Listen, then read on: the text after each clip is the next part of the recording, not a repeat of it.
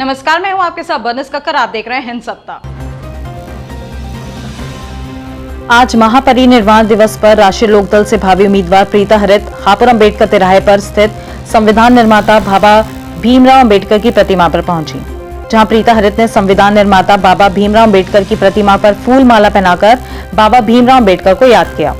प्रीता हरित ने सभी राष्ट्रीय लोकदल के कार्यकर्ताओं, युवा जिलाध्यक्ष अशोक त्यागी, वरिष्ठ राष्ट्रीय लोकदल नेता अकील खान के साथ माल्यार्पण कर बाबा भीमराव अम्बेडकर के सम्मान में नारे लगाए। जय भीम, जय भीम, जय भीम, जय भीम, जय भीम, जय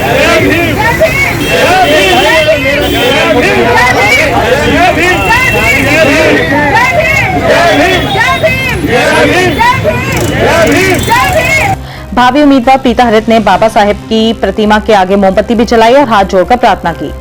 प्रीता हरित ने महापरिनिर्वाण दिवस के बारे में विस्तार से बताया। आइए महापरिनिर्वाण दिवस के बारे में प्रीता हरित ने क्या कहा, आपको दिखाते हैं। बाबा भीमराव अंबेडकर जी की प्रतिमा पर माल्यार्पण कर निर्माण दिवस बनाया जा रहा है और हापुड़ जनपद हापुड़ विधानसभा की उम्मीदवार प्रीता हरित जी भी यहाँ पर आई हैं। इनसे जानेंगे मैम, निर्माण दिवस क्या है और आज जो ये मनाया जा रहा है बड़ी धूमधाम से। आज 6 दिसंबर को बाबा साहब डॉक्टर भीमराव अंबेडकर जी का महापरिनिर्वाण दिवस है, क्योंकि 6 दिसंबर को सन 1956 में बाबा साहब ने दिल्ली के अपने सरकारी बंगले में अपने प्राण त्याग दिए थे। बाबा साहब देश के पहले कानून और विधि मंत्री थे। बाबा साहब देश के दलितों, पीड़ितों, शोषितों, वंचितों और महिलाओं के उद्धारकर्ता थे। बाबा साहब ने इस देश के सामान्य नागरिक के लिए संविधान के माध्यम से समानता के जो हक और अधिकार दिलाए हैं, उनके कारण बाबा साहब के जीवन से, बाबा साहब के संघर्ष से सभी लोग प्रेरित और प्रभावित होते हैं। यही कारण है कि 6 दिसंबर को प्रतिवर्ष बाबा साहब की प्रतिमा पर माल्यार्पण करके समाज के लोग, देश के लोग, देश में, गांव में, हर जगह पे, विदेशों में भी बाबा साहब के महापरिनिर्वाण दिवस पर सभी व्यक्ति आकर के माल्यार्पण करते हैं।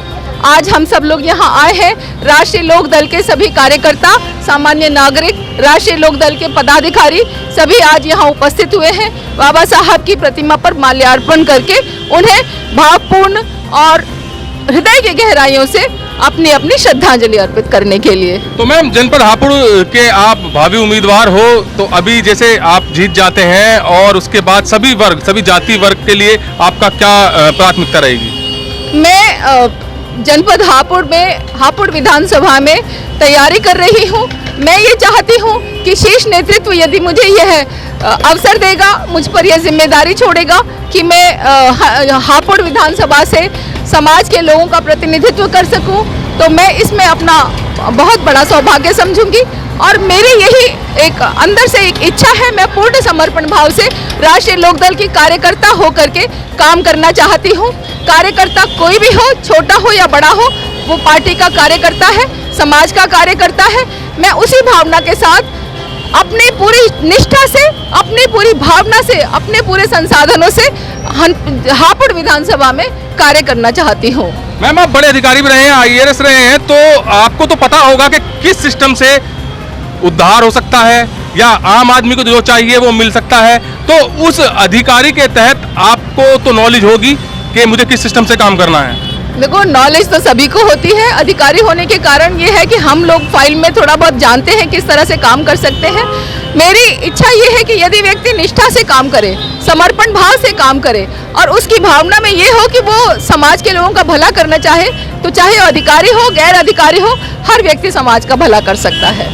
तो सर, जैसे समाजवादी पार्टी और राष्ट्रीय लोकदल का गठबंधन हो चुका है, तो अब क्या लग रहा है, क्या समीकरण लग रहा है कि हापुड़ से सीट ये निकल पाएगी? राष्ट्रीय लोकदल की पहले भी ये 2-3 बार सीट निकल चुकी है और इस बार आप देख रहे हैं कि अखिलेश जी और जैन जी की सभा में लोग बहुत भीड़ इकट्ठी हो रही है। निश्चित रूप से हापुड़ विधानसभा राष्ट्रीय लोकदल जीतेगा और प्रीता हरित जी का अगर टिकट हो गया तो प्रीता हरित जी जीतेंगे। तो अशोक त्यागी जी, बिल्कुल जानना चाहूंगा, समीकरण जो बन रहे हैं गठबंधन के और लगातार समाजवादी पार्टी विजय रथ यात्रा निकाल रही है, साथ में अब जयंत चौधरी की 7 तारीख को बहुत बड़ी सभा भी है, तो उसका कितना फर्क पड़ने वाला है? सबसे पहले तो मैं आज के जो दिन है वो बहुत गौरवान्वित करने वाला दिन है, क्योंकि बाबा साहब जो हैं सबके दिलों में बसे हुए हैं और बाबा साहब का सब सम्मान करते हैं। हर जाति, हर वर्ग और भारत का हर नागरिक बाबा साहब का सम्मान करता है। और रही बात चुनाव की, तो ये मान लीजिए कि भाजपा जो है अपना जो है विश्वास खो चुकी है। भाजपा एक शतक नहीं मार पाएगी इस बार, और ये पब्लिक जान चुकी है, पब्लिक मन बना चुकी है कि भाजपा को हटाना है और देश को बचाना है, प्रदेश को भी बचाना है। योगी जी को हम गोरखपुर छोड़ के आएंगे, और जो हमारे दाढ़ी वाले बाबा आप देखे होंगे आपने बंगाल में, वो उन्होंने दाढ़ी छोटी करानी शुरू कर दी है जैसे चुनाव आ गया है। बंगाल वाले चुनाव में उन्होंने दाढ़ी लंबी करा दी थी।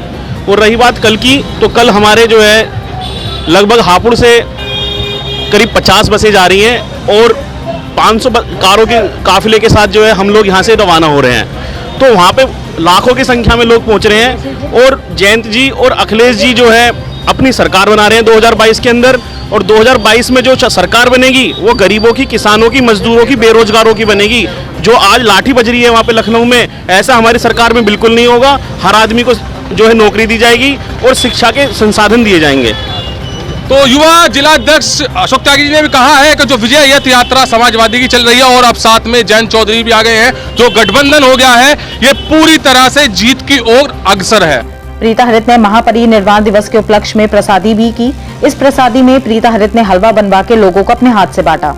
प्रीता हरित प्रसादी बांटते समय काफी उत्साहित दिखी, जहां उन्होंने सभी लोगों को अपने हाथों से हलवा बांटा। प्रीता हरित ने कहा कि अगर शीर्ष नेतृत्व मुझे इस विधानसभा चुनाव में अपना आशीर्वाद देता है तो मुझे हापुड़ की तस्वीर बदलनी है। अभी हापुड़ में बहुत विकास कार्यों की जरूरत है, जो कि मुझे पूरे करने का मौका मिलता है तो मैं उनको पूरा करूंगी। खबरों का सिलसिला यहीं जारी रहेगा, देखते रहिए हिंद सत्ता।